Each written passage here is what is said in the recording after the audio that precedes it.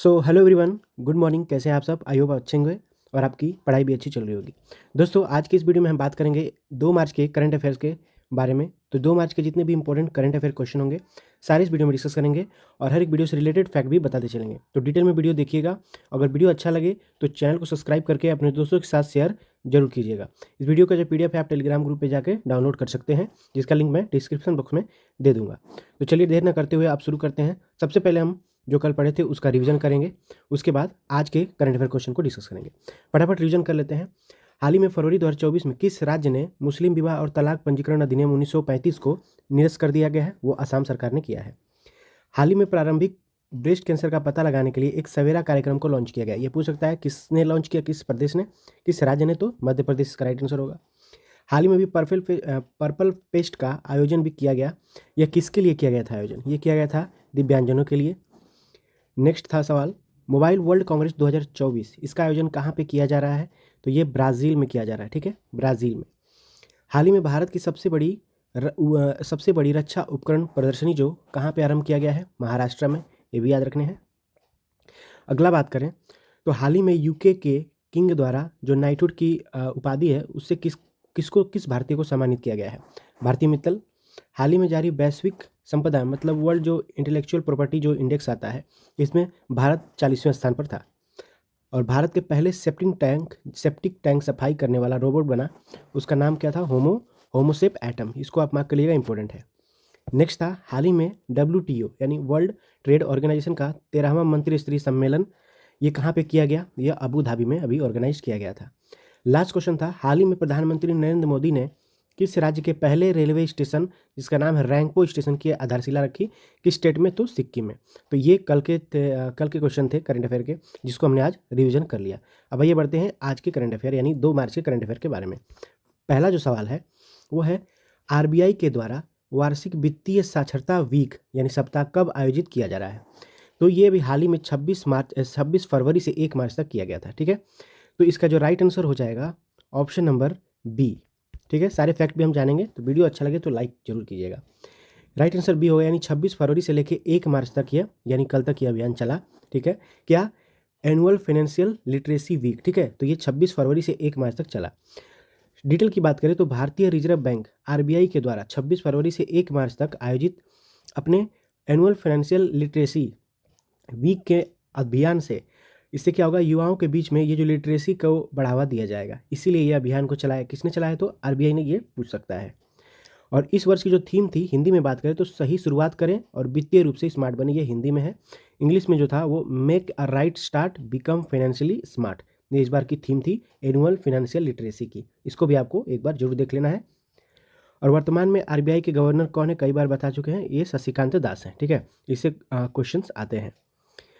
बात करें RBI की, बात हो रही है तो इसके बारे में जान लीजिए। इसको इस्टेब्लिश किया गया था 1 अप्रैल 1935 को।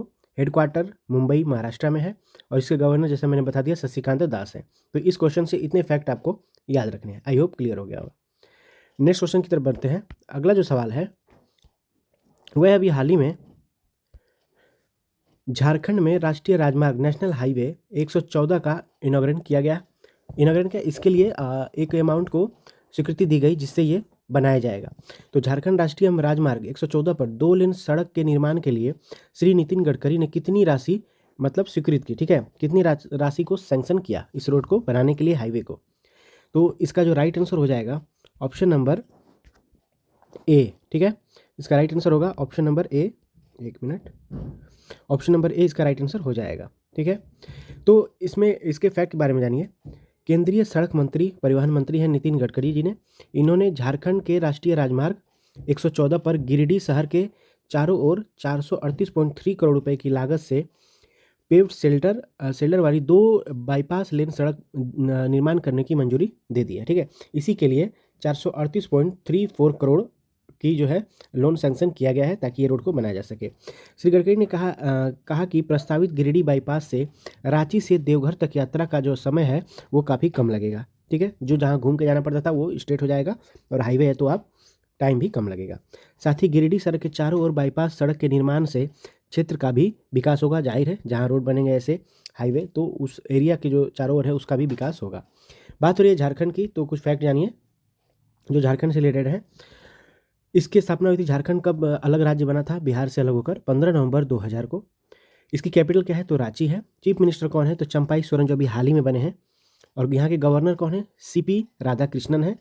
और यहाँ से जो इंपॉर्टेंट नेशनल पार्क और वाइल्ड लाइफ सेंचुरी है, नेशनल पार्क की बात करें तो बेतला, बेतला जो नेशनल पार्क है ये काफ़ी इंपॉर्टेंट है। और पलामू टाइगर रिजर्व भी यहीं पर है, इसको भी आपको याद रखने हैं। ठीक है, ये याद रखिएगा, इंपॉर्टेंट बनते हैं। नेक्स्ट क्वेश्चन की बात करें तो अगला जो सवाल है वो है कि चुनाव आयोग ने किस मंत्रालय के सहयोग से मेरा पहला वोट देश के लिए एक अभियान को चलाया है? ठीक है, मेरा पहला वोट देश के लिए, ये मार्क करिएगा, इंपॉर्टेंट बनेगा। ठीक है, तो मेरा पहला वोट देश के लिए एक अभियान को शुरू किया गया है, किसके द्वारा, किस मंत्रालय के द्वारा इसे शुरू किया गया है? तो इसका जो राइट आंसर होगा option number B, education, ministry of education, शिक्षा मंत्रालय के द्वारा मेरा पहला वोट देश के लिए अभियान को चलाया गया है। अब इसमें होगा क्या, लोकसभा के अभी हाल ही में लोकसभा जो है चुनाव होने हैं। ठीक है, तो इसी के लिए युवाओं में मतदान के प्रति और रुचि बढ़ाने के लिए चुनाव आयोग ने शिक्षा मंत्रालय के साथ मिलकर मेरा पहला वोट देश के लिए एक अभियान चलाना शुरू किया है। इसके तहत जो उच्च संस्थान है, ठीक है, वहाँ पे जाके जो भी लोग हैं उनको प्रेरित किया जाएगा कि वोट करें। इसके तहत 28 फरवरी से 6 मार्च के बीच उच्च शिक्षण संस्थानों में इस अभियान को चलाया जाएगा। यह पहल दुनिया के सबसे बड़े लोकतंत्र में चुनाव के महत्व और मतदान के गौरव का प्रतीक है। ठीक है, ये सिंपल उसी के लिए चलाया जा रहा है ताकि लोगों में अवेयरनेस फैलाया जा सके कि वोट करना चाहिए। ठीक है, तो इसीलिए जो भी उच्च संस्थान होंगे वहाँ पे जाके इस अभियान को चलाया जाएगा। ठीक है, क्लियर है। अगला जो क्वेश्चन है, दुनिया की तीसरी सबसे बड़ी मस्जिद और अफ्रीका की सबसे बड़ी मस्जिद का उद्घाटन किस देश ने किया है? ये दुनिया की सबसे बड़ी मस्जिद है, ठीक है, और अफ्रीका की भी सबसे बड़ी, दुनिया की तीसरी सबसे बड़ी मस्जिद है ये, और अफ्रीका की यह सबसे बड़ी मस्जिद है। ठीक है, तो जाहिर इसका उद्घाटन किसने किया ये पूछ रहा है। तो जो राइट आंसर होगा ऑप्शन नंबर बी हो जाएगा, अल्जीरिया ने। ठीक है, अल्जीरिया इसका राइट आंसर होगा। फैक्ट की बात करें तो अल्जीरिया ने दुनिया की तीसरी सबसे बड़ी और अफ्रीका की सबसे बड़ी मस्जिद का उद्घाटन किया है। अल्जीरिया के जो राष्ट्रपति हैं वो अब्देल मजीद तेबैने हैं। उत्तरी अफ्रीका के भूमध्य सागरीय तट पर अल्जीरियस की ग्रैंड मस्जिद का उद्घाटन इन्होंने किया है। ठीक है, तो ये राष्ट्रपति का नाम भी आपको याद रखना है। इसे आधुनिकवादी संरचना के रूप में 7 वर्षों में 27.75 हेक्टेयर, लगभग 70 एकड़ में इसे बनाया गया है, जो लकड़ी और संगमरमर से सजाया गया था। और इसमें अरब और उत्तरी अफ्रीका के लोग भी शामिल थे। ठीक है, बात हुई अल्जीरिया की, तो अल्जीरिया की जो कैपिटल है वो अल्जीरिया ही है, अल्जीरियस। ठीक है, अल्जीरियस। करेंसी अल्जीरियन दिनार है। प्रेसिडेंट कौन है यहाँ के? जैसे कि मैंने बताया, अब्देल मजीद तेब्बेने। प्राइम मिनिस्टर है नादिर लरबाउये। ठीक है, तो इतने फैक्ट आपको याद रखने हैं।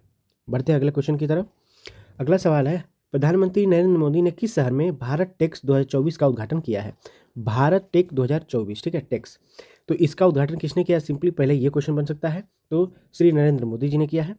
ठीक है, और ये कहाँ पर किया है ये भी पूछ सकता है। तो ये किया गया है, ऑप्शन नंबर डी इसका राइट आंसर होगा, दिल्ली में। ठीक है, तो दिल्ली में नरेंद्र मोदी जी के द्वारा भारत टेक्स 2024 का उद्घाटन किया गया है। अब यह है क्या? तो प्रधानमंत्री नरेंद्र मोदी ने दिल्ली में भारत मंडपम में भारत टेक्स 2024 का उद्घाटन किया। यह आयोजन देश में अब तक आयोजित सबसे बड़े वैश्विक कपड़ा आयोजकों में से ये है। ठीक है, टेक्सटाइल को इसमें प्रमोट किया गया है। इस कार्यक्रम के द्वारा भारत के 2 सबसे बड़े प्रदर्शनी केंद्र भारत मंडपम और यशो भूमि में इसे आयोजित किया जा रहा है। तो नाम भी याद रखिएगा, पूछ सकता है। और इस कार्यक्रम में लगभग 100 देश से 3000 से अधिक प्रदर्शकों और व्यापारी और लगभग 40,000 जो है विजिटर ने इसमें भाग लिया था। तो ये भी सारे क्वांटिटी आपको याद रखना है। 100 देश के लोग यहाँ पे आए थे, लगभग 3000 से अधिक जो व्यापारी थे, प्रदर्शक थे, वो इसमें शामिल हुए थे भारत टेक्स 2024 में। किसने इनॉग्रेट किया? तो प्राइम मिनिस्टर नरेंद्र मोदी जी ने। अगला सवाल है, हाल ही में who has been appointed as the director of NTPC. ठीक है, तो एनटीपीसी के अभी हाल ही में डायरेक्टर किसे नियुक्त किया गया है? ठीक है, एक मिनट, इसका क्वेश्चन छूट गया है शायद। ठीक है दोस्तों, इसका क्वेश्चन मुझसे मिस हो गया है शायद। ठीक है, इसको देखते हैं।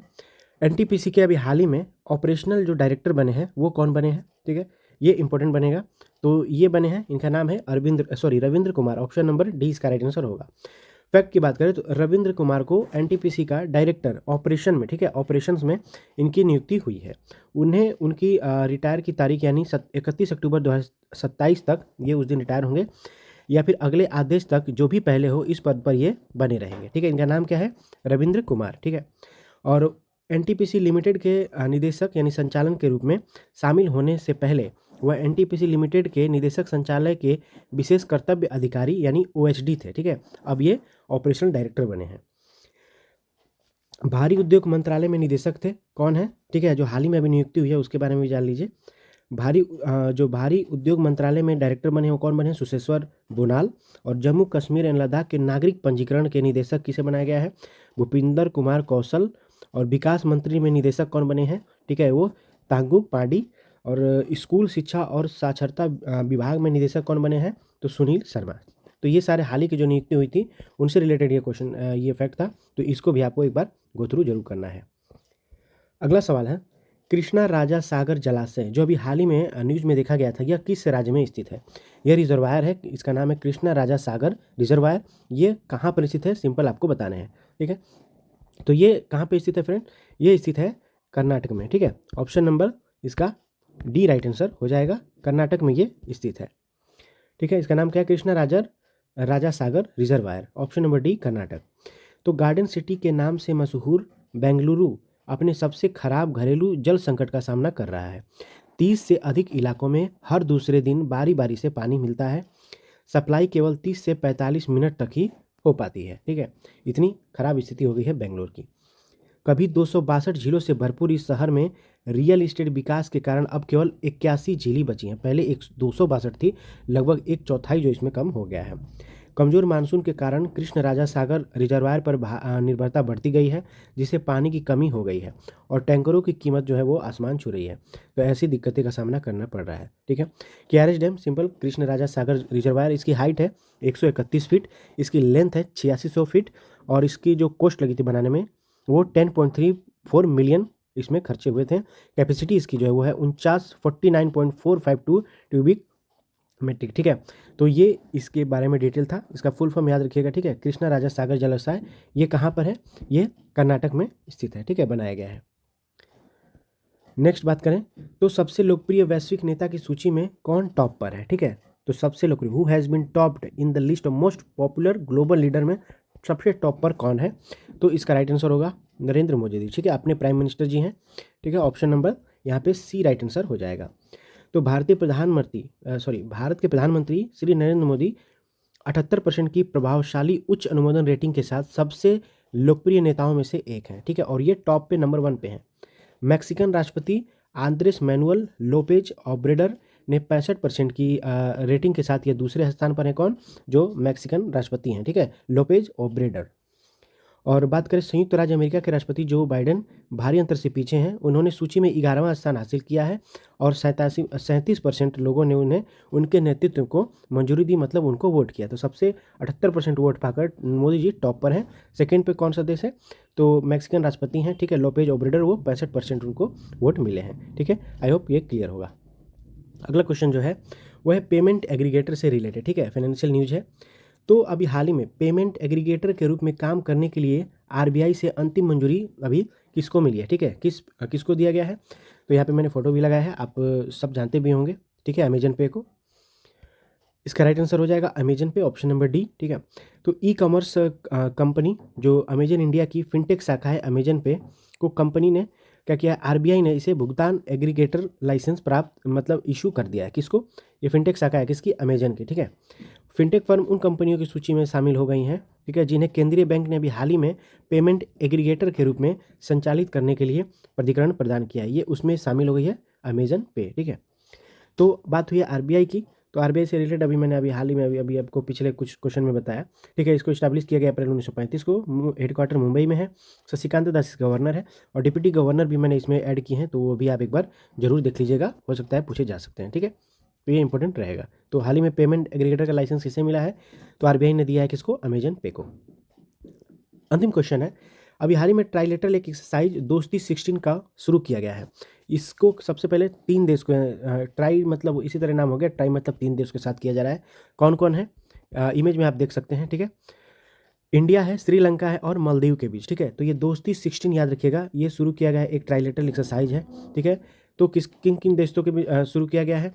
तो यहाँ पे श्रीलंका भी है और मालदीव भी है। ठीक है, तो लेकिन शुरू कहाँ पे जाएगा ये आपको बताने हैं। तो याद रखना, ये 3 देशों के बीच में किया जाएगा और ये मालदीव में किया जाएगा। ठीक है, तो इसका जो राइट आंसर हो जाएगा वो मालदीव, यानी ऑप्शन नंबर सी इसका राइट आंसर होगा। 3 देश इसमें भाग लेंगे और ये किया जा रहा है मालदीव में। एक्सरसाइज का नाम क्या इंपॉर्टेंट बनेगा? एक्सरसाइज का जो नाम है वो है एक्सरसाइज 16, ठीक है। इसका 16वां एडिशन था, इसीलिए दोस्ती का ये 16वां एडिशन था, इसीलिए दोस्ती 16 नाम रखा गया है। कहाँ पे हो रहा है? मालदीव में हो रहा है। किन के बीच में है? तो इंडिया, मालदीव, श्रीलंका की जो नेवी हैं उनके बीच में किया जाएगा। सबसे पहले ये कब हुआ था? ये 1991 में इसे किया गया था, ठीक है।